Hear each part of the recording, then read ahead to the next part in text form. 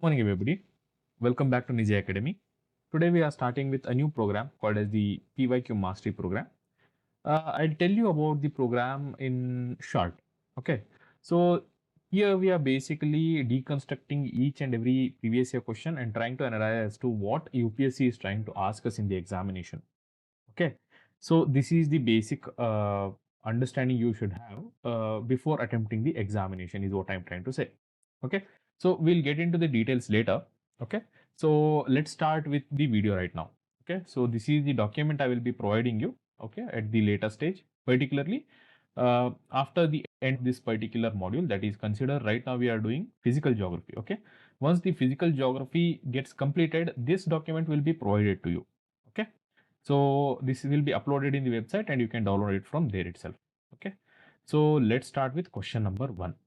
Okay, so as you can see, I have already marked the important parts here. This has been done so that your revision becomes as easy as possible. Okay, so make sure you don't delete these markings. Okay, and try to revise with these markings itself, because this is going to further decrease your time of revision. Okay, while you are going through the previous year questions. Okay, so the first question, we are starting from 1979. Okay, we are not having a set of questions prior to 1979, hence we are starting from 1979. Okay, and we'll be continuing this program till 2025. That means from 1979 till 2025, all the questions that have been asked by UPSC will be covered under this program. Okay, and the same document will be provided to you at the end of this particular physical geography module, and similarly for other subjects as well. Once that particular module gets completed, that particular document will be uploaded. Okay, and the reason for this being done in such a way is that, number one, uh, when I upload a video, I expect you to watch that video. Okay. The reason being, I tell certain minute details which are supposed to be looked after while attempting this examination. Okay. If I directly provide you the document, you'll be just going through the document and won't be listening to the video, or won't be uh, having a look at the video. Okay. So for that reason, number one, I'm not providing it. And number two is that there is a possibility of the document getting misutilized or misused by various other people who are not a part of the program. Okay, so because of these two reasons, I am not uploading it initially itself. So each and every document will be uploaded only after that particular module gets completed. Okay, so I believe that I have made my stand very clear in this particular aspect. Okay, right. So let's start with the first question, which was asked in 1979. The first question is, Richter scale is used to measure. Okay, this is one of the most basic questions that is asked across years by UPSC.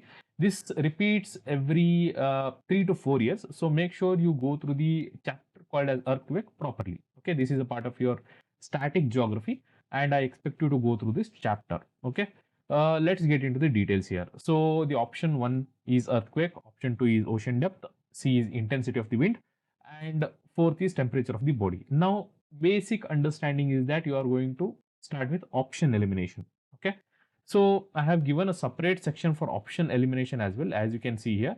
Just a minute, I'll tell you. So if you are able to see this particular section, I have given a separate section for option elimination as well. Okay, but I'll tell you how to eliminate it right now here itself. Okay, for example, look at this one. Okay, temperature of the body. Okay, we don't use any Richter scale, okay, to measure the temperature of the body. We use what? We use thermometer, right? So you can easily eliminate this. Now you are left with three options. Always remember, in the UPSC examination, even if you are left with three options, okay, you are supposed to apply your mind, narrow it down to two or one, okay, and attempt that question. Okay, why? Because now you have a 33.33% chance of getting that answer right. Okay, and you're further supposed to decrease that increase that level, that is decrease the number of options to 2 and increase your accuracy by 50%, and further decrease the option to 1 and increase your accuracy to 100%. This is how we deal with this examination. Okay, so there are 100 questions that are being asked in the examination. Everybody does not know the 100 questions altogether. Okay, there will be certain questions that will not be known to anybody. Okay, and this is how we are going to deal with such questions. Okay, consider right now you don't know the answer to this question. Okay, now first thing is consider ocean depth. Okay, you leave earthquake for now. Consider ocean depth. Okay, ocean depth, we try to deduce it through sonar particularly. Okay, or through bathymetry is what we call. Okay, so these are the true methodologies or scales through which we try to measure the depth of the ocean. Okay, and it's not through Richter scale. Okay, next is intensity of the wind or velocity of the wind, whatever you want to call it, call it. Okay, so in order to measure the intensity, the velocity, we use different measurement scales such as the Saffir-Simpson scale for hurricanes. Okay, and the Beaufort scale for the hurricanes, similar hurricanes as well. Hurricanes or twisters or your what we can call them as uh, cyclones. Right, sorry. Right, I didn't get that word in my mind. Cyclones. Right, and in order to measure the velocity of the wind, we use anemometer. Okay, so if you have this particular idea in your mind, you can directly mark earthquakes. Okay, so this is how you are going through elimination in order to get this question right. Okay, now the correct answer here is earthquakes, as I have already told you. So let us get into a little bit detail with respect to this particular scale. Okay, so it was developed by Charles F. Richter in the year 1935. Okay, you don't have to remember the year, just remember his name, more than sufficient. And what does it measure? It measures the magnitude. Okay, that is particularly the energy released at the source. Okay, right, and it is a logarithmic scale. Okay, it is a logarithmic scale. That means one increase in number corresponds to 10 times increase in the amplitude. Okay, that means from one Richter scale to two Richter scale, there will be 10 times amplification. Is it clear? And the magnitude and the word intensity. Okay, the word magnitude and the word intensity, they are not the same. Okay, they are different. Okay, they don't correlate to each other. Okay, magnitude is nothing but the amount of energy that is released, whereas intensity is the amount of damage that has occurred on the surface. Okay, so how do you measure intensity? Through a scale called as the Mercalli scale. Okay, so the magnitude is decided by a scale called as the Richter scale, whereas the intensity is decided by a scale called as the Mercalli scale. Please remember it. Okay, so this is the same thing which I have already explained you how we go through option by option elimination. Okay, now there is certain amount of enrichment to this particular information. Right now we are not using Mercalli scale. Okay, sorry, right now we are not using your Richter scale. Okay, we are now shifting towards, or we have now shifted towards, you know, a much more accurate scale called as the moment magnitude scale. Okay, and it is being used across the globe right now. Okay, so another important device that comes under the chapter earthquakes is the seismograph. Okay, now what is a seismograph? A seismograph is a device which helps us record an earthquake. Okay, so here the motion on the ground is converted into magnitude and into a graph. Okay, just like how your ECG appears out, the seismograph also develops a similar kind of report. Okay, tells us that there is an earthquake. It is very, very simple. Another important thing here is that India also lies over a earthquake zone. Okay, now in which seismic zone does India reside? That is particularly from zone 2 to zone 5. Remember this point. Okay, India resides in the seismic zone 2 to 5. Why am I stressing on this particular point? Because there is a possibility that UPSC can play with these numbers. Okay, so make sure you are focusing on these points as well. Okay, so this was all that is required with respect to your earthquakes and Richter scale. Now let us go on to the question number 2. Now this is a question that is a part of geography as well as international relations. Okay, the region that is being in question right now, okay, it is presently also under debate. Okay, or in the international forums. Okay, so make sure you properly understand this particular region here. Okay, so Golan Heights belongs to country A, where captured by B respectively. Is it clear? So Golan Heights, it belongs to a particular country and it was being captured by another country. Now what are those A and B countries is the question here. Okay, So option 1 is Syria and Israel. Option 2 is Israel and Syria. Look at the wordings here. Syria is here, whereas Syria is here. Israel is here and Israel is here. But here A is different and B is different. Okay, so that is why option A and option B, though they have similar names of similar countries, but they correlate to something else altogether when you read with the question. Okay, so that is why there are two different options here. Okay, next is Syria and Egypt, and last one is Egypt and Israel. Okay, one simple thing is that you have to understand the map of the world. Okay, for that I would suggest you go through the atlas. Okay, properly, country by country you have to go through it. Okay, but for now, just to understand the question, let's get into the details of this particular question here. Okay, so the term that has been asked is called as Golan Heights. Okay, which you can see here on my screen. Now, if you can see here, it is a point of contention or a point of conflict between two main countries here. Okay, as you can see here. Okay, it belongs to the country A, that is Syria, but it was captured by Israel in the 6 days war. Okay, so there are various wars that have took place over this particular region. Okay, that have taken place over this particular region, and one of them is the 6 days war. Okay, so what happened in the 6 days war is that this particular region called as the Golan Heights, okay, it was annexed by Israel. Is it clear? Or it was taken over by Israel. Okay, so before 1967, okay, it belonged to Syria. Okay, whereas after the 1967 6 days war, this particular region was annexed by Israel. So it belongs to which country? It belongs to Syria, whereas it was annexed by which country? It was taken over by Israel. So the correct answer here is A. Is it clear? Right now, this region, okay, the Gaza Strip, okay, the West Bank, okay, all these regions are still in news. Okay, so that is why it becomes very, very important for you to go through the map of Israel and the adjoining regions around Israel. Okay, now why did I say that Egypt and Israel have no issues at all? Because Golan Heights is at the right top corner of Israel. Okay, if we were talking about the bottom left corner or the bottom corner of Israel, then Israel would have come into play. Sorry, then Egypt would have come into play. But since we are dealing with Golan Heights, which is on the top right corner or on the northeast corner of Israel, so Syria is coming to play. Is it clear? So you can easily eliminate these two options and you will be left with 50-50 percentage chances with A and B. Okay. And if you apply your mind, okay, properly under pressure in the examination, you will get the option A right. Is it clear? Right. Now there are certain amount of water resources around this particular region that we are talking about. One is the river Jordan, okay, and another is the Sea of Galilee, okay. So make sure you properly go through these maps in order to understand the overall topography of this particular region, okay. I hope you'll do that, okay.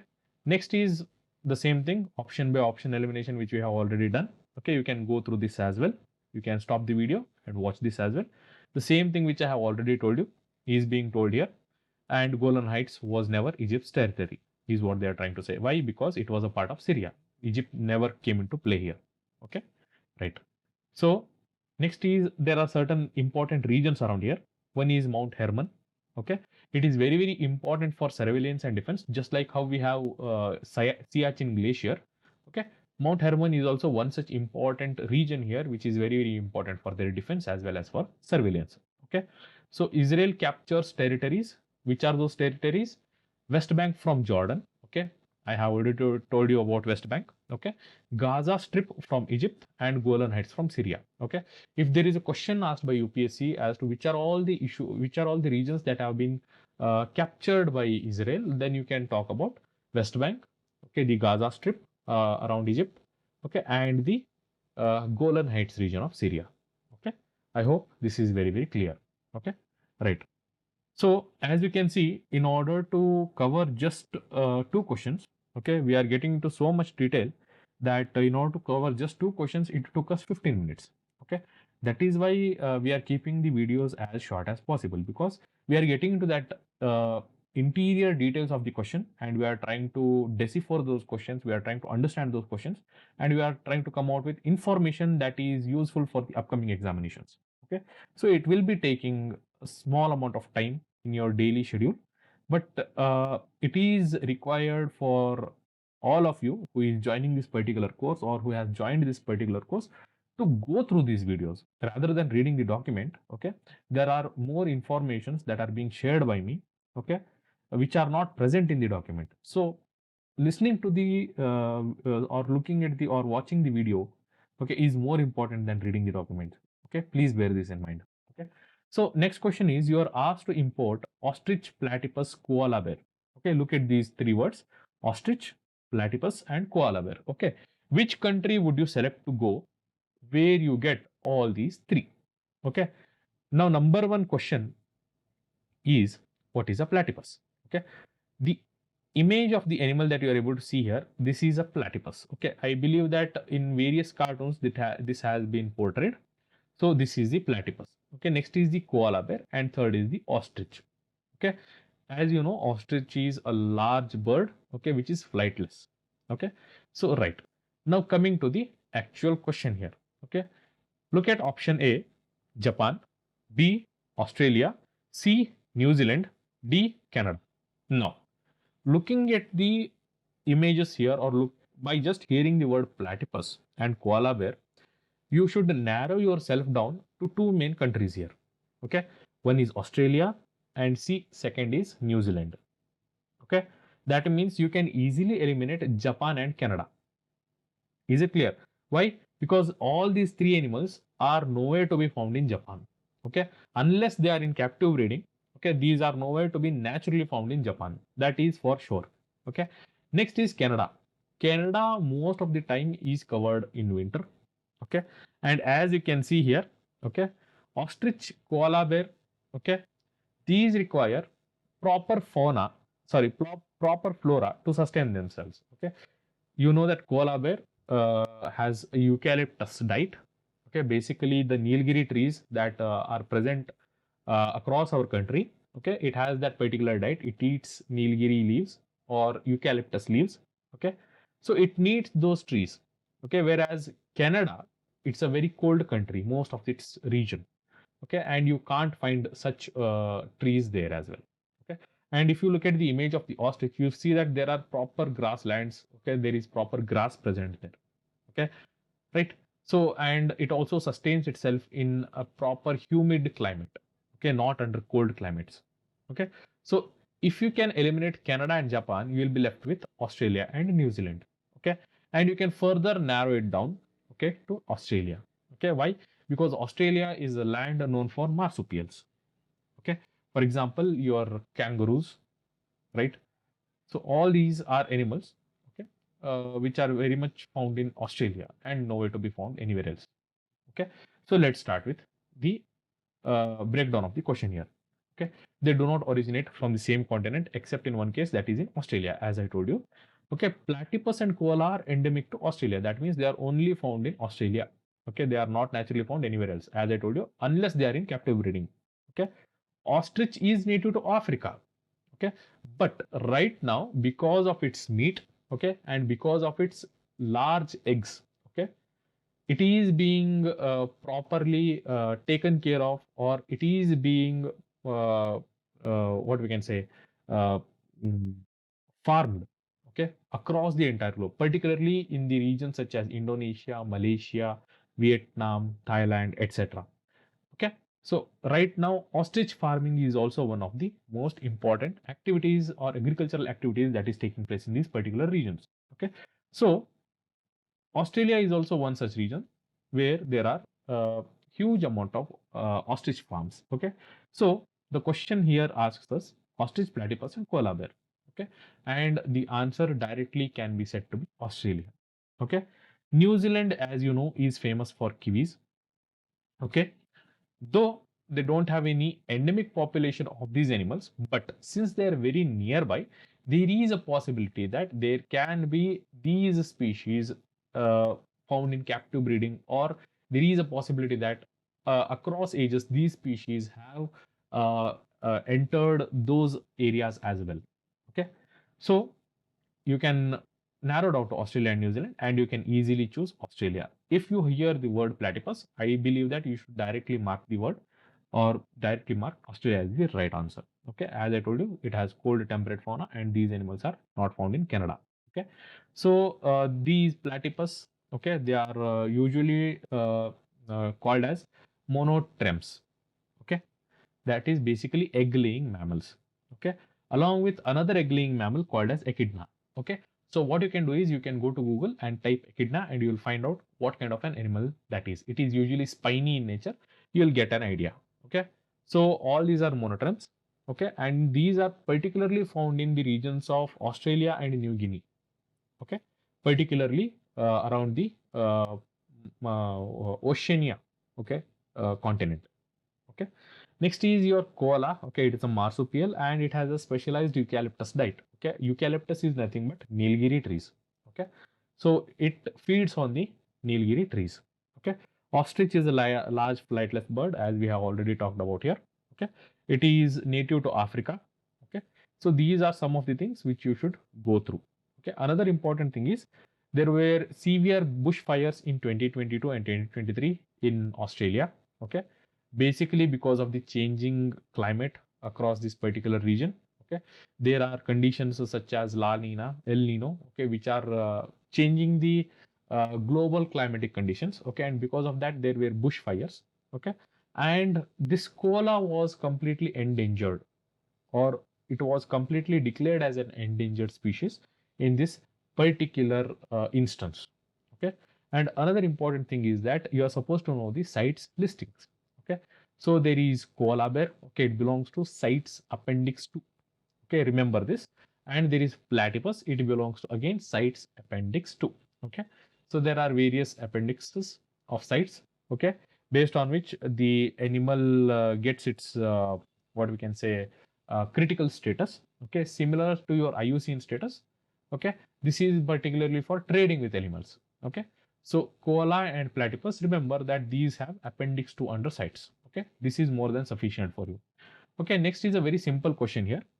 The planets nearest to Sun are, okay, one is Mercury and Mars, Earth and Mercury, Mercury and Venus, Mercury and Uranus. Okay, this is a very simple question. I don't think so you need to invest a lot of time on this. Okay, it is very, very simple. You know the answer, that is Mercury and Venus. We have been studying Mercury, Venus, Earth, Mars, Jupiter, Saturn, Uranus, Neptune, Pluto, etc., etc., etc. since our childhood days. So I think this is very easy question. You don't have to invest a lot of time here. But there is certain amount of enriched information that you should go through. Number one, Mercury takes 88 days to orbit the Sun. That means in order to complete one complete revolution around the Sun, it takes 88 days. That means how much days does Venus take? It takes 255 days. Okay, that means Venus takes for a complete rotation, it takes 255 days. Okay, look at the stark difference between the first two what we can say uh, planets here. Okay, though Mercury has no atmosphere, okay, and Venus has a dense atmosphere.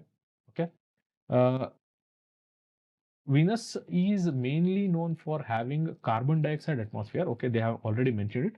Another thing which you are supposed to remember is that Venus is also known for having sulfur dioxide in its atmosphere. Okay, this is the reason why Venus has acid rain on its surface.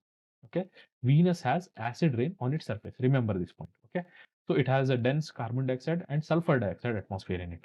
Okay, green in particularly in Venus. Okay, and Venus, because of this, okay, because of this particular reason, okay, it is one of the hottest planets, okay, with nearby to Sun.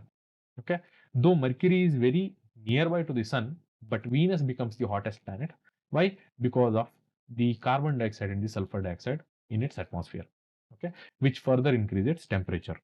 Okay, and another important thing here is that Venus rotates retrograde, that is from east to west, whereas all the other planets travel from west to east.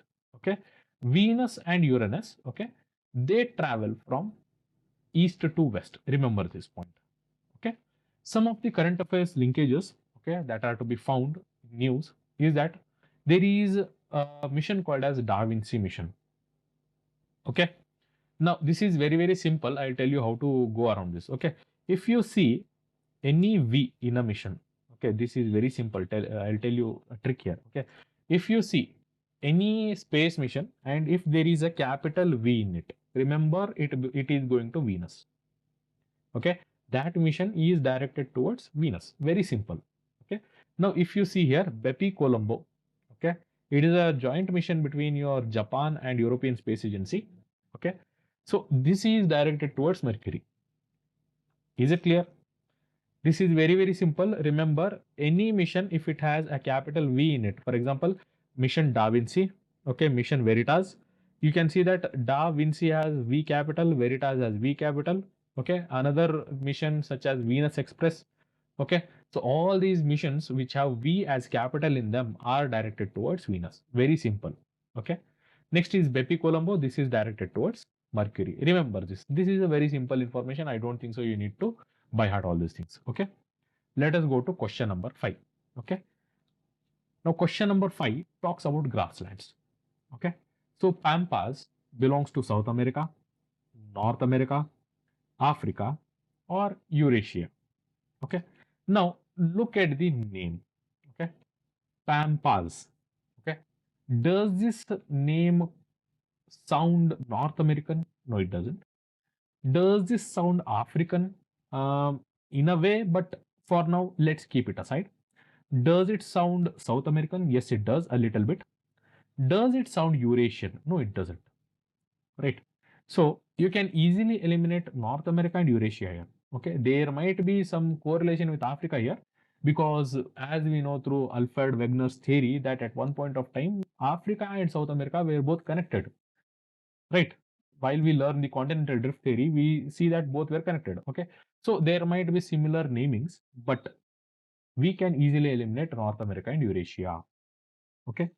Now, how do we narrow down ourselves to one particular answer? Let's go for option by option elimination here. Okay. You can come to this particular portion here. Okay. Number 1, you leave. Okay. Because we know that we have already gone through that. It is a correct answer. Okay. Come to number 2. Okay. If you have studied about grasslands, okay, you might have heard about prairies, okay, found in North America, whereas you might have not at all heard about pampa. Okay. Even if you have a slight bit of knowledge from your 8th and 9th standard, you will remember that North America correlates with prairies and not pampas, though both the names start with P, but they don't correlate. Remember this. Next is Africa. You have seen in National Geographic, you have seen in the Discovery Channel that savannas are those grasslands which are found in your Africa. Okay, dry grasslands which are found in Africa. Okay, your lion hunting, your bulls, etc., etc. All that is being filmed in savannas. Okay, so you know that it is savanna that is found in Africa and not pampas. Okay, so easily you can eliminate Africa as well here, and you can directly arrive at the answer South America. Okay, again, let's go to the option number 4, that is Eurasia, basically Europe and Asia. Okay, in Europe and Asia, the grasslands are called as steppes. Okay, they are not called as pampas, rather they are called as steppes. Okay, so remember that the name pampas belongs to South America. Okay, particularly to countries such as I call them as boa. Okay. Okay. What does boa do? Boa is nothing but aunt. Okay. So what does boa do? Boa pampers you. Okay. So boa pampas. I believe you will easily remember this. Okay. Boa pampers you. So boa, that is Brazil, okay, Uruguay and Argentina. BUA. Boa pampas. Okay. Pampers you. So pampas. Okay. I believe that this is a very simple trick to remember. Why am I asking you to remember these countries? Because it is across these countries that this particular grassland, okay, it is properly distributed. Okay, so Brazil, Uruguay, and Argentina. Okay, Bua correlates to Pampas. Remember this. Okay, right. Now, Pampas are having some of the fertile soils in the world. Okay, and they are derived from loess deposits. Okay, loess is nothing but a form of deposit that has occurred through various depositions. Okay, right. and it is one of those regions which is very, very important for beef exports. Why? Because the beef or the cattle eat on the grass, okay, they become more healthier, and that particular meat of that particular buffalo or that particular cattle can be easily exported, okay. So it is very, very important for beef exports, and in order to take care of the beef or in order to take care of the cattle there, people are called as gaucho, okay. So this gaucho culture refers to the cowboy culture in this particular region, okay. I hope this is very, very clear, okay. So the cattle ranching is also known as the gaucho culture, and one of the most important things which I told you is that chernozem, okay, rich chernozem soils, basically soil which is very, very rich in organic matter, okay. So these soils are very, very rich in organic matter, so they are called as chernozem soil, okay. Next is the dominant grass variety here, okay. The entire region is called as a grassland because there are no trees here, okay. That is why treeless plains are there, okay. And the cattle which feeds on this particular grass, it becomes healthy, and the meat of that particular cattle can be easily sold. So the gaucho culture and the cattle ranching, which is very, very dominant here, okay. I believe that this is very, very simple, and nothing much is required for you to remember here, okay. Let us go to question number 6. Right now it is already 30 minutes. Let's make this the last question. We'll take the next few questions in the next session, okay. Right. So the rising of the evening star indicates South Pole, North Pole, East or West, okay. One of the most important things that you're supposed to know is that Venus is called as the evening star and the morning star. Don't get confused here, okay. Venus is called as the evening star. It is also called as the morning star. Remember this point first, okay. Next important thing is that Venus can be seen before the sunset, sorry, after the sunset and only before the sunrise, okay. Remember, through our naked eyes, okay. I'm not talking with by using telescopes and other specialized instruments, okay. With our eyes, we can see Venus only before the sunrise or only after the sunset, okay. So the question that is being asked here is about evening star. So right now you know that Venus is called as the evening star. Now when does evening occur? Only after the sunset. Yes, during evening what happens? Sun sets. Now where does the sun set? Right? Throughout our primary school we have properly by hearted one particular sentence, that is, sun rises in the east and sets in the west, okay. We have by hearted this. Our teachers have made us by heart this thing multiple times. Sun rises in the east, sets in the west. Now they are talking about evening star. Where does the sun set? It sets in the west. Now where do you find the evening star? You find it in the west. This is a simple answer, okay. You don't have to have extreme amount of geography knowledge to answer this question. No, the same question can be asked in a different way. Where do you find the morning star? Now where does the sun rise? It rises in the east. Yes or no? So you know that Venus is found to be, or we can say that Venus can be found shortly before the sunrise. Now, where does the sun rise? It rises in the east, and simple answer is morning star can be found on the east. Okay, and Venus is the third brightest object in the sky after your sun and moon. Remember, moon is also a bright object.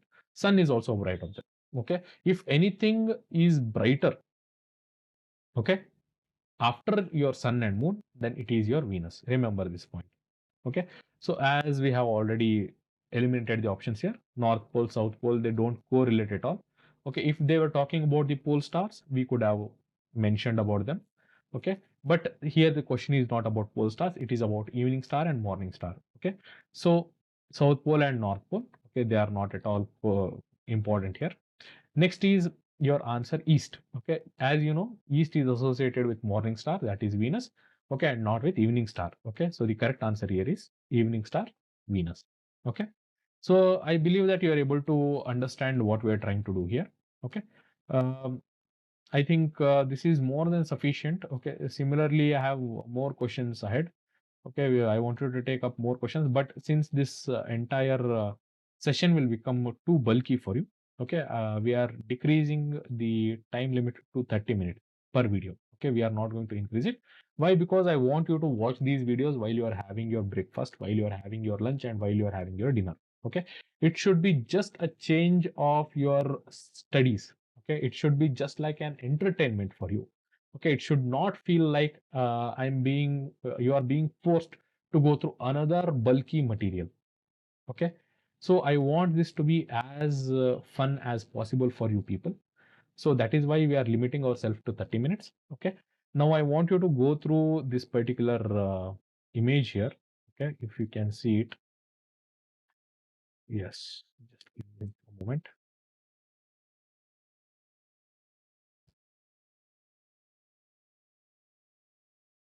Right, so this is the PYQ mastery program. Okay, so everything has been mentioned here. You can go through this. Okay, it has also been shared uh, on my channel in your Telegram. Okay, so this is the PYQ mastery program for your UPSC and other examinations of 2026. Okay, so here you will be provided with recorded analysis classes of the previous year questions. Okay, you can see that the amount of detail we are getting into in order to understand these previous year questions. Okay, and we'll be covering questions from 1979 till 2025. Okay, since these are initial classes, we'll be keeping them a little slower so that people can easily cope up with the speed. Okay, as we go further, okay, there will be repetition of topics. Okay, there will be repetition of concepts. So at that point of time, we can skip content. Okay, but right now, since I'm taking everybody along with me. Okay, and some of the people might be starting right now with their studies. So we'll go a little slow in the beginning, and as we go further, we'll be pacing up. Okay, so there will be dedicated what we can say uh, course for this. Okay, that is a dedicated course page has been developed as well, where you can go and buy the course. Okay, so right now the price of the course is 2000 rupees. That is till 5th June. Sorry, 5th Jan, not June. Sorry, that is tomorrow. Okay, and after tomorrow, that is from day after tomorrow, it will be increased to 2500 rupees. Believe me, I have kept the price very reasonable. Okay, the amount of effort I'm putting into it, it is what we can say, it is unparalleled, I can say. Okay, even I have been at your stage. I have been a student as well at one point of time. I know how much it means for you to what we can say, give up those 2000 rupees. Okay, even at one point of time, even I have suffered a lot. So that is why uh, I don't want to get into the unethical practices of extracting huge sums of money from you. 2000 rupees, I believe, is a very reasonable charge for this particular course. And you can register yourself over the platform, that is particularly on the website, or you can download the Nijay Academy app from your Play Store. Okay. And if you need any more details of this, okay, you can feel free to contact me at this particular number. Okay. Not only with this particular course, if you are not feeling like reading, okay, or if you are feeling that your energy is very low, okay, or if there is any issue, okay, if there is any issue, you can always trust me, you can always call me. Okay, I'm always there to help you. Okay, but it doesn't matter whether you have bought any courses from me or not. Okay, I have seen many people suffer in this particular endeavor, okay, while they are studying, and even I have. So I don't want you to go through the same phases which I have gone through. Okay, so if you have any problems at any point of time, consider me your big brother. Okay, and you can call me. Okay, so this is my number, 9480357896. Okay, and you can contact me at any point of time before 9 p.m. Okay, of that particular day. Okay, I am available. Right.